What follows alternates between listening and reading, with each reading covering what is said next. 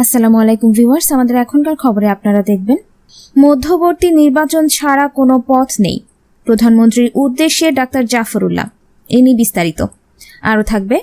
বাংলাদেশের নিজস্ব ব্র্যান্ডের গাড়ি তৈরি শুরু আগামী বছর, শিল্পমন্ত্রী। এ নিয়ে বিস্তারিত। এছাড়া থাকবে ইউএনওর চলন্ত গাড়িতে ঢুকে পড়ল বিশাল আকৃতির সাপ, অতঃপর যা হলো। এ নিয়ে বিস্তারিত আরও থাকবে। এরদোগান আমার পিতার মতো ও মৃত্যু পর্যন্ত তেমনই থাকবেন, বললেন কাতারের আমির তামিম বিন হামাদ। এছাড়া থাকবে একই পরিবারের 4 জনকে গলা কেটে হত্যায় ছোট ভাই গ্রেপ্তার। দর্শক, শিরোনামে উল্লেখিত খবরের বিস্তারিত দেখতে না টেনে শেষ পর্যন্ত আমাদের সাথেই থাকুন। ঢাকা আগামী বছর তার প্রথম মেড ইন বাংলাদেশ গাড়ি চালু করবে বলে জানিয়েছে শিল্পমন্ত্রী নুরুল মজিদ মাহমুদ হুমায়ুন। গণমাধ্যমে দেয়া সাক্ষাৎকারে মন্ত্রী বলেন, খুব শীঘ্রই অটোমোবাইল ইন্ডাস্ট্রি ডেভেলপমেন্ট পলিসি 2020 চূড়ান্ত করা হবে। আমরা আগামী বছর থেকে বাংলাদেশে গাড়ি তৈরি শুরু করব। মন্ত্রী জানান, রাষ্ট্রীয় মালিকানাধীন প্রগতি ইন্ডাস্ট্রিজ লিমিটেড জাপানের মিৎসুবিশি কর্পোরেশনের কারিগরি সহায়তায় গাড়ি তৈরি শুরু করবে। তিনি আরও বলেন, সম্প্রতি বাংলাদেশে নিযুক্ত জাপানের রাষ্ট্রদূত নাওকি ইতোর সাথে তার বৈঠক হয়েছে।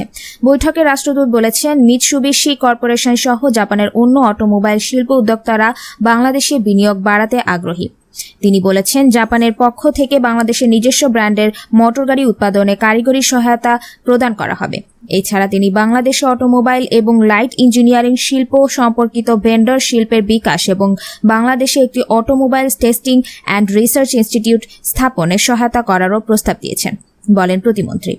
শিল্প মন্ত্রণালয় গাড়ি শিল্প সহ অন্যান্য শিল্প খাতের উন্নয়নে ইতোমধ্যে একটি পরিকল্পনা প্রণয়ন করেছে উল্লেখ করে তিনি আরও বলেন, এই কর্মপরিকল্পনা প্রত্যক্ষ বিদেশি বিনিয়োগ আকর্ষণে গুরুত্বপূর্ণ অবদান রাখবে। দেশীয় গাড়ি উৎপাদনের বিভিন্ন সুবিধা সম্পর্কে মন্ত্রী বলেন, আমদানি শুল্কের কারণে বাংলাদেশে বিদেশি গাড়িগুলোর দাম বেশি হয়, কিন্তু দেশে গাড়ি তৈরি হলে এর দাম কমবে। জনগণ সাশ্রয়ী মূল্যে গাড়ি কিনতে পারবে।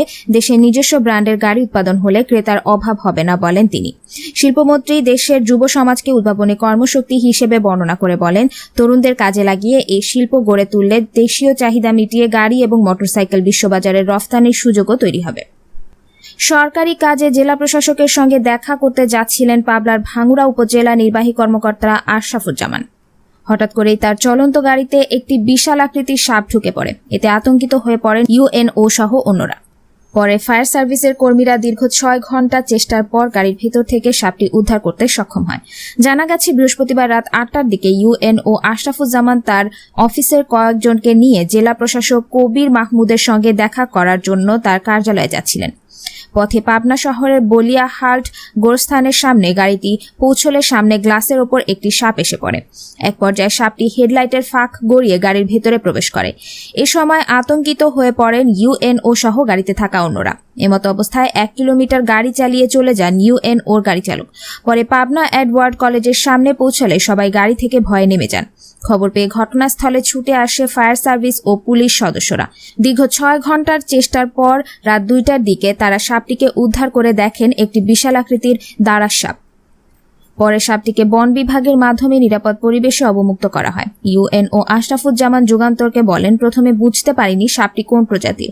এক পর্যায়ে সাপের ভয়ে গাড়ি থেকে নেমে যায়। দীর্ঘ সময় পর ফায়ার সার্ভিসের কর্মীরা গাড়ি থেকে একটি দাঁড়ার সাপ উদ্ধার করেন। পরে বন বিভাগের মাধ্যমে সাপটিকে অবমুক্ত করা হয়েছে। কাতারের সাথে তুরস্কের সম্পর্ক কত দৃঢ় তা আবার প্রমাণ করলেন কাতারের আমির Tamim bin Hamad Al Thani. এবার তিনি এরদোগানকে পিতার মর্যাদা দিয়ে বিপক্ষকে কড়া বার্তা দিয়েছেন, এ সংবাদ জানিয়েছে ইয়েনি শাফাক। তুরস্কের রাষ্ট্রপতি রজব তাইয়েব এরদোগানের প্রতি শ্রদ্ধা ও ভালোবাসা ব্যক্ত করে তাকে পিতার মর্যাদা দিয়েছেন কাতারের আমির Tamim bin Hamad Al Thani. ফ্রান্সের রাষ্ট্রপতি ইমানুয়েল ম্যাক্রনের সাথে একটি আলোচনায় ইমানুয়েল ম্যাক্রনকে কড়া জবাব দিতে তিনি কথা বলেন। সাম্প্রতিক তামিম বিন হামাদ আল সানির সাথে একটি আলোচনায় ফরাসি রাষ্ট্রপতি ইমানুয়েল ম্যাক্রন তুরস্কের বিরুদ্ধে দোষারোপ করেন। ফলে Tamim bin Hamad Al Thani চুপ না থেকে 70 ম্যাক্রনকে জবাব দিয়ে বলেন, 2017 সালের জুন মাসে যখন অভ্যুত্থানের চেষ্টা হয়েছিল, আমার পাশে কেউ দাঁড়াননি রজব তাইয়েব এরদোগান ছাড়া। তিনি ম্যাক্রনকে কড়া জবাব দিতে আরও স্পষ্ট করে দিয়ে বলেন, তিনি আমার পিতার মতো এবং মৃত্যু পর্যন্ত তেমনি থাকবেন। আমি কখনোই তার পাশে দাঁড়ানো থেকে ফিরে আসব না। এই উত্তরের মাধ্যমে তিনি স্পষ্ট করে দিয়েছেন তুরস্ক ও কাতারের বন্ধনের দৃঢ়তা। উল্লেখ্য, ইতিপূর্বে কাতার ও তুরস্ক সর্বদাই মুসলিম বিশ্বের পাশে দাঁড়িয়েছে ও এখনও দাঁড়িয়ে আছে। কলারোয়ায় স্বামী স্ত্রী সহ 4 জনকে গলা কেটে হত্যার ঘটনায় নিহত শাহিনুর রহমানের ছোট ভাই রায়হানুল ইসলামকে গ্রেফতার করেছে সিআইডি পুলিশ। আজ শুক্রবার বেলা 2:30টার দিকে তাকে গ্রেফতার দেখানো হয়। এর আগে তাকে জিজ্ঞাসাবাদের জন্য থানা পুলিশ তাকে আটক করে। পরিবারের ওই একজন ছাড়া আর কেউ ঘটনার সাথে জড়িত কিনা তা জানতে পারেনি পুলিশ। বৃহস্পতিবার রাত 9টার দিকে নিহত শাহিনুর রহমানের শাশুড়ি ময়না খাতুন বাদী হয়ে কলারোয়া থানায় একটি মামলা দায়ের করেন। তবে মামলায় কোনো আসামির নাম উল্লেখ করা হয়নি। আজ শুক্রবার সকালে মামলাটির তদন্ত ভার সিআইডিকে দেওয়া হয়েছে। পুলিশ হত্যাকাণ্ডের সাথে জড়িত থাকতে পারে এমন 4 অথবা 5 জনকে জিজ্ঞাসাবাদ করেছে। এলাকায় নজরদারিও বাড়ানো হয়েছে। সন্দেহভাজনদের বিষয়ে প্রাথমিক তদন্ত শুরু করেছে পুলিশ। সাতক্ষীরা সিআইডি পুলিশের বিশেষ পুলিশ সুপার আনিসুর রহমান জানান, রায়হানুল ইসলামকে গতকাল আটক করা হয়। প্রাথমিক জিজ্ঞাসাবাদে তার কাছ থেকে গুরুত্বপূর্ণ তথ্য পাওয়া গেছে, তবে তদন্তের স্বার্থে তা প্রকাশ করা যাচ্ছে না। তাকে আমলি আদালত 4 এর বিচারক রাজীব রায়ের আদালতে 10 দিনের রিমান্ড চাওয়া হবে। আজকে সারা দেশ রোগে, যৌন নিপীড়নে ও ধর্ষণে ভয়ানকভাবে অসুস্থ বলে মন্তব্য করছেন গণস্বাস্থ্য কেন্দ্রের প্রতিষ্ঠাতা ডাক্তার জাফরুল্লাহ চৌধুরী। তিনি বলেন, আজকে সারা দেশ রোগে, যৌন নিপীড়নে ও ধর্ষণে ভয়ানকভাবে অসুস্থ, তবে সুখের খবর হলো আমাদের প্রধানমন্ত্রী আর তার কন্যা সুস্থ আছেন। তিনি আরো বলেন, গণতন্ত্র প্রতিষ্ঠা ছাড়াই রোগের কোনো চিকিৎসা নেই।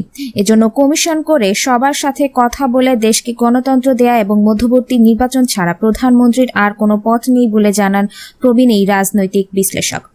শুক্রবার সকালে রাজনীতির জাতীয় প্রেস ক্লাবের সামনে একটি মানববন্ধনে প্রধান অতিথির বক্তব্যে তিনি এসব কথা বলেন। সাম্প্রতিক সময়ে অব্যাহত ধর্ষণ ও নারী নির্যাতনের ন্যায় জঘন্য ও ঘৃণ্য অপরাধের প্রতিবাদে এই কর্মসূচির আয়োজন করে বাংলাদেশ জাতীয়তাবাদী সংগ্রামী দল। এ সময় ইমামদের ভূমিকা তুলে ধরে জাফরুল্লাহ চৌধুরী বলেন, সম্প্রতি আমাদের আলেম সমাজ একটা স্টেটমেন্ট দিয়েছেন। তারা সেখানে মূল ইস্যু হিসেবে উল্লেখ করেছেন মেয়েদের সমতা দিতে হবে। মসজিদে খুতবায় দেশের অনাচারের বিষয়টি তুলে ধরতে হবে। তবে এর একমাত্র চিকিৎসা হলো সুস্থ গণতন্ত্র প্রতিষ্ঠা। তিনি বলেন, গণতন্ত্র প্রতিষ্ঠা ছাড়া দেশের এই রোগের কোনো চিকিৎসা নেই। দ্বিতীয়ত, ইমাম সাহেবরা যেন এক বক্তব্য দিয়েই খালাস না হন। এ সময় প্রধানমন্ত্রীর প্রতি আহ্বান জানিয়ে ডক্টর জাফরুল্লাহ বলেন, আমরা সবার বাড়িতে সুখ চাই। এজন্য কমিশন করেন, সবার সাথে কথা বলেন, দেশকে গণতন্ত্র দেন। মধ্যবর্তী নির্বাচন ছাড়া আপনার কোনো পথ নাই। শিক্ষার ব্যাপারে সরকার একটি ভুল সিদ্ধান্ত নিয়েছে উল্লেখ করে এ সময় তিনি বলেন, একটা কিছু ভুল পথে চললে সেটাকে কারেক্ট করা খুব কঠিন ব্যাপার হয়। 1972 সালে আমাদের পরীক্ষা নিয়ে যে সমস্যা হয়েছিল, নকলের যে সমারোহ হয়েছিল, সেটাকে বন্ধ করতে আমাদের একটা দীর্ঘ সময় লেগেছিল। আজকে তারই উদাহরণ ধরে বলছি, সরকার একটা ভুল সিদ্ধান্ত নিয়েছে।